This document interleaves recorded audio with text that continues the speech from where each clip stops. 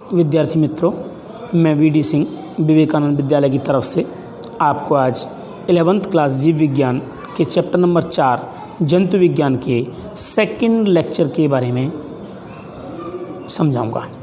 यहाँ पर second lecture में यहाँ पर पोरीफेरा संघ है, फाइलम पोरीफेरा, इसके बारे में मैं आपको डिस्कस करूँगा। पोरीफेरा जैसा कि आप लोग जानते हो, शब्द से पता चलता है। पोरी मतलब छिद्र, पोर्स, और फेरा मतलब धारण करता, वियर, टू वियर। फेरा मतलब वियर और पोर्स मतलब पोर, तो पोरीफेरा छिद्र धारण करने वाले सजीव। रॉबर्ट ग्रांट ने 1825 में इनके जंतु होने की पुष्टि की थी और पोरीफेरा संघ की स्थापना की थी। इस संघ में लगभग 10,000 जातियां हैं। इनका आवास अगर देखें तो ये लवणीय और अलवणीय दोनों जल में पाए जाते हैं। ये स्थानबद्ध व व्रंतहीन हैं, जैसा कि चित्र में दिखाई दे रहा है। यहाँ पर ये ज़्यादातर लवण में रहते हैं, यानी समुद्री पानी में रहते हैं। इनके शरीर पर असंख्य सूक्ष्म छिद्र पाए जाते हैं, जिन्हें ऑस्टिया कहते हैं। ऑस्टिया स्पंज गुहा में खुलते हैं, जिसे ऑस्कुलम कहते हैं। ऊपर खुलने वाली गुहा ऑस्कुलम है और छोटे छिद्र ऑस्टिया हैं, मुखिका। इनका शरीर संगठन कोशिकीय स्तर का होता है, यानी कि यहाँ पर ऊतक नहीं बनते, कोशिका ही रहती। बहुकोषीय प्राणी है, परंतु बहुत सारे कोष इकट्ठे होकर के समूह में लगे रहते हैं, परंतु कार्य अपना अपना अलग अलग करते हैं। ये प्राणी द्विकोरिक होते हैं। इनके शरीर में नाल तंत्र प्रणाली पाई जाती है, यानी कि वाटर वास्कुलर सिस्टम। ये जल ऑस्ट्रिया से प्रवेश करता है, यानी ऑस्ट्रिया से यहाँ से एंटर करता है और यहाँ से बाहर निकलता है। ये देखिए, ये ऑस्ट्रिया से अंदर प्रवेश करता है और ऑस्कुलम से बाहर निकलता है। इसी तरह से स्पंज गुहा जो होती है, स्पंज के बीच की जो गुहा होती है, ऑस्कुलम द्वारा बाहर खुलती है। जल परिवहन का यह मार्ग भोजन, श्वसन एवं अपशिष्ट पदार्थों के शोषण में सहायक होता है। तीनों काम करता है। पानी भी ग्रहण करता है यहीं से पानी लेगा, यहीं से खुराक लेगा, और उत्सर्ग द्रव्य के रूप में बाहर की ओर निकालने के लिए ऑस्कुलम का उपयोग करता है। स्पंज गुहा व नाल तंत्र कॉलर कोशिकाओं द्वारा स्थित रहती है, यानी कि अंदर की गुहा। जैसे इसको सेक्शन कटिंग करें हम, तो यहाँ बीच का जो स्तर है, यहाँ पर कॉलर कोशिकाएं पाई जाती हैं। ये कॉलर कोशिकाएं कोइनोसाइट कहलाती हैं। इनकी संरचना इस तरह की होती है। यहाँ पर एक तंतुमय रचना पाई जाती है, ये कॉलर कोशिका है। इनमें अंतरकोशीय पाचन पाया जाता है, यानी कोशिकाओं के अंदर पाचन पाया जाता है। इनके शरीर में सिलिका, कंटिकाओं तथा स्पंजिन तंतुओं का कंकाल बना होता है, यानी इनके अंदर स्पीकुल्स निकले होते हैं, कंटक जैसी रचनाएं होती हैं जो इसके शरीर को सुरक्षित रखती हैं। ये उभयलिंगी जनन विखंडन द्वारा तथा लैंगिक जनन युग्मकों के संलयन द्वारा करते हैं। युग्मक एक ही प्राणी द्वारा बनते हैं, अंडे एवं शुक्राणु एक ही सजीव द्वारा बनते हैं। ये उभयलिंगी प्राणी होते हैं। परिवर्धन प्रत्यक्ष प्रकार का होता है। परिवर्धन मतलब डेवलपमेंट, विकास। प्रत्यक्ष मतलब डायरेक्ट, यानी कि जन्म लेते ही शिशु जो है इनके खुद के जैसा ही तैयार हो जाता है, अथवा कभी कभी लार्वा बनता है। लार्वा यानी कि पहले अंडे में से छोटा सा डिंब निकलता है, फिर वो डेवलपमेंट करके पूरा शिशु बनाता है। लार्वा को एम्फी वनोस्टुला कहते हैं। यूस्पोंजिया, स्पॉन्ज और स्पंजिला इसके उदाहरण हैं। मित्रों, दूसरे संघ की बात करें तो दूसरा संघ यहाँ सिलेंट्रेटा है। सिलेंट्रेटा, जैसा कि नाम से यहाँ भी पता चला, सिलेंट्रेटा, सिलोम गुहा धारण करने वाले सिलेंट्रेटा प्राणी, इनका नाम नाइडेरिया भी रखा गया है। इसकी भी लगभग 10,000 जातियाँ हैं। यहाँ देखिए सिलेंट्रेटा, ये बीच में सिलोम है, गुहा है बीच में। ये गुहा कॉमन गुहा के रूप में होती है। इसमें भी यहाँ पर केविटी है, गैस्ट्रोवस्कुलर केविटी। ये टेंटाकल्स हैं ऊपर, हाइड्रा वगैरह इसी में आते हैं। यहाँ पर हाइड्रा का चित्र बना है, तो इस तरह का आप लोगों ने देखा ही होगा।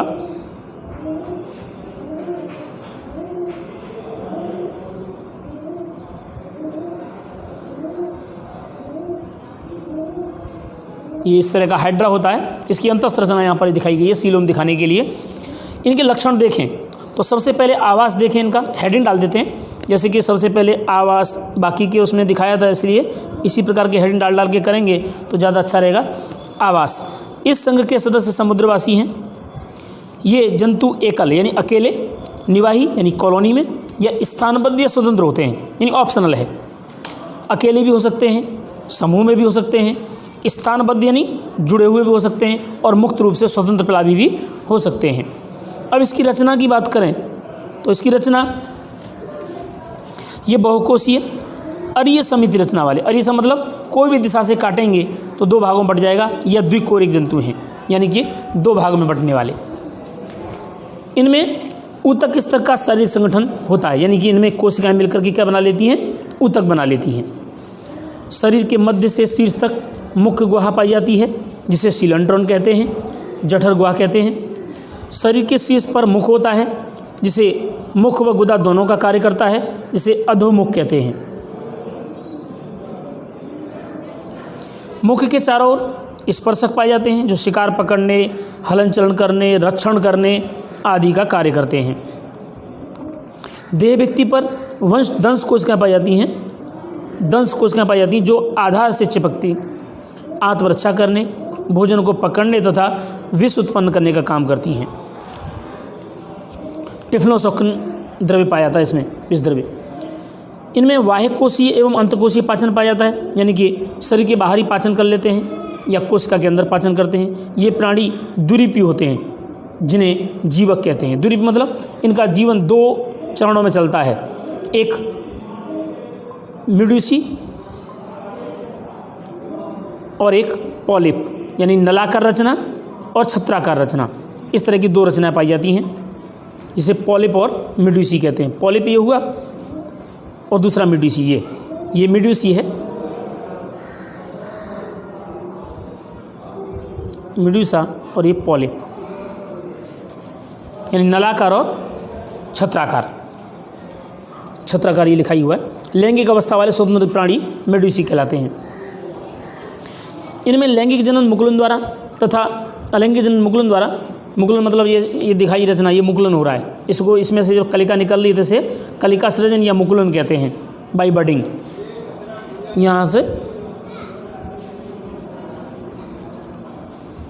युग्मकों के संलयन द्वारा लैंगिक जनन होता है।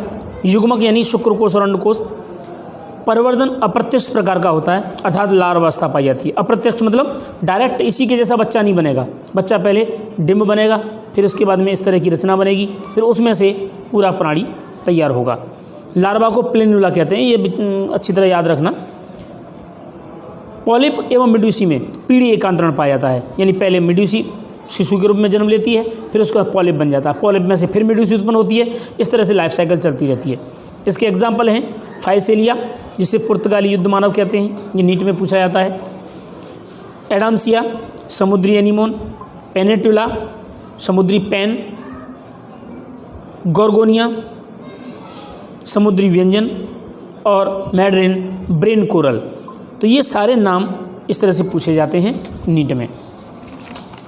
मित्रों, दूसरे पॉइंट्स की बात करें तो है टीनोफोरा, जो पहले इसी में आता था, लेकिन टीनोफोरा को अलग कर दिया गया है। ये टीनोफोरा का ये फिगर है, यहाँ पर ये बीच में कंटिका युक्त रचना पाई जाती है, मजबूत क्यूटिकल की बनी हुई, जिससे रक्षण करती है। इसकी अंतस्थ रचना देखें तो यहाँ पर नलाकार रचनाएं हैं, इसके चारों तरफ यहाँ पर इनके अंतस्थ रचनाएं हैं, और यहाँ पर ये दो टेंटिकल्स हैं जो रक्षण और भक्षण का काम करते हैं। टीनोफोरा नाम एसके बोल्ट द्वारा दिया गया वैज्ञानिक ने। इसके सदस्य को कंगन जेली या समुद्र अखरोट कहते हैं। पहचान, इसका आवास, इन संघ के सभी सदस्य समुद्रवासी हैं, कोई भी मीठे पानी में नहीं मिलता। इसके बाद में इसकी रचना, इन जंतुओं में अरीय संरचना पाई जाती है या द्विकोरिक। द्विकोरिक मतलब दो भागों में बांटा जा सके। इनके शरीर में 8 कौम्ब या पश्चामी कंगन पट्टियाँ पाई जाती हैं। कंगत पट्टियाँ, ये इस तरह की 8 ये दिखाई दे रही हैं यहाँ पर, इस तरह की पट्टियाँ पाई जाती हैं जो चलन में सहायक करती हैं। इनमें पाचन अंतः कोशिकीय मतलब शरीर के अंदर कोशिका में पाचन पाया जाता है। या आंतराकोशीय प्रकार का, यानी कि शरीर के अंदर ये जंतु जीव संदीप्ति प्रकट करते हैं, मतलब रात में चमकते हैं, चमकीले पदार्थ उत्पन्न करते हैं। श्वसन व उत्सर्जन सामान्य सतह द्वारा होता है। ये उभयलिंगी प्राणी हैं। इनमें केवल लैंगिक जनन होता है तथा बाह्य निषेचन पाया जाता है। बाह्य निषेचन का मतलब होता है कि एक प्राणी शुक्र को छोड़ देता है, दूसरा प्राणी अंड को छोड़ देता है और पानी में फलन क्रिया होती है, निषेचन क्रिया होती है। परिवर्धन अप्रत्यक्ष प्रकार का होता है तथा लार्वा अवस्था पाई जाती है, जिसे शिडिप्स कहते हैं। इसका एग्जाम्पल है टीनोप्लाना और प्लूरोब्रेंकिया। इसके नेक्स्ट जो संघ है वो है प्लेटेहेल्मिन्थीस। प्लेटी मतलब प्लेट के जैसे, हेल्मिन्थ मतलब सजीव, चपटे, इसलिए इन्हें चपटे सजीव भी कहा जाता है। इसकी पहचान के रूप में अगर देखें तो प्लेटेहेल्मिन्थीस की स्थापना गेंगेनबार्ग ने की। इन्हें चपटे कृमि कहा जाता है। ये पृष्ठ अधर से चपटे होते हैं। ये मनुष्य व अन्य प्राणियों में अंतःपरजीवी के रूप में पाए जाते हैं। इनका ये स्थान है, आवास है। इसके बाद में इनकी रचना है। इनमें द्विपार्श्व सममिति, त्रिकोरिक, अगुही तथा अंग स्तर का शारीरिक संगठन पाया जाता है। इनके शरीर पर क्यूटिकल पाई जाती है जो परजीविता का अनुकूल है, मतलब परजीवी इस किसी दूसरे के सजीव के शरीर में रहेंगे तो चारों तरफ क्यूटिकल का आवरण होना जरूरी है। अगर क्यूटिकल का आवरण नहीं होगा तो ये नष्ट हो जाएंगे, इसलिए इनमें पाया जाता है। इनमें अंकुश तथा चूसक पाए जाते हैं जो दूसरे प्राणी पर खाद्य पदार्थों को चूसने का कार्य करते हैं। परासरण नियंत्रण व उत्सर्जन ज्वाला कोशिकाओं द्वारा होता है। परासरण नियंत्रण मतलब पानी का अंदर आना बाहर जाना, उत्सर्जन ज्वाला कोशिकाओं द्वारा होता है। ये जंतु उभयलिंगी होते हैं, यानी कि नर और मादा एक में ही होता है। आंतरिक निषेचन पाया जाता है, यानी शरीर के अंदर निषेचन होता है। इनमें परिवर्धन अप्रत्यक्ष प्रकार का होता है। इनमें कई लार्वा अवस्थाएं पाई जाती हैं, जैसे सार्केरिया। प्लेनेरिया में पुनरुद्भवन की अपार क्षमता पाई जाती है। ये सजीव बहुत ही तेज़ी से पुनरुद्भवन कर सकते हैं। यदि शरीर के 3-4 टुकड़े कर दिए जाएं तो सभी टुकड़े जल्दी से जल्दी नए नए कई सारे प्राणियों का निर्माण कर सकते हैं। इसलिए पुनरुद्भवन क्षमता इनमें उच्च कक्षा की पाई जाती है। इसके एग्जाम्पल हैं फीताकृमि,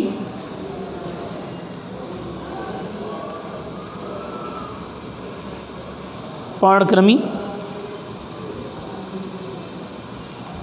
यकृतकृमि, ऐसे अनेक। पर्णकृमि यानी पर्णकृमि मतलब फैसियोला। इस तरह से ये आज 3 संघ के बारे में आपको मैंने समझाया। अब इसके बाद में दूसरे संघ के बारे में अगले नेक्स्ट लेक्चर में समझाऊंगा। थैंक यू मित्रों।